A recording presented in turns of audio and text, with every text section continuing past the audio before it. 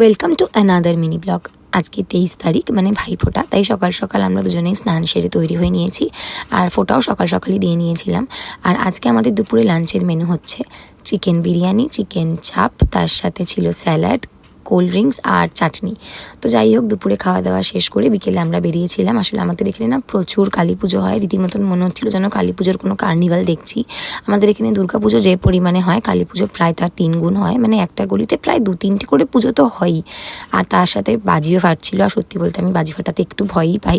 ছোটোবেলায় প্রচুর ফাটাতাম, কিন্তু সেটা এমনি বাজি, কোনোদিনই শব্দবাজি আমার ভালো লাগে না, আমি ফাটাতে পারি না, আমার খুব ভয় লাগে। তো সেই জন্য কালী পুজোর ভাসানে আমার যেতে খুব একটা ভালো লাগে না। কিন্তু এবছর গেছিলাম, মানে যাই প্রত্যেক বছরই, কিন্তু খুব বেশিক্ষণ থাকি না। তো যাই হোক, এবছর গেছিলাম, বেশ ভালোই লাগছিল চারিদিকে এত ঠাকুর দেখে। এরপর বাড়ি এসে আমরা খাওয়া দাওয়া করে আবার বেরিয়েছিলাম, কারণ আমাদের এখানে সবথেকে ফেমাস যে পুজোটা মানে ফাটাকেষ্টর পুজো, তো সেটা অনেক রাতে যায়। তো ওই জন্য আমরা আগে বাড়িতে এসে ডিনার করে নিই, তারপরে আবার বেরোই।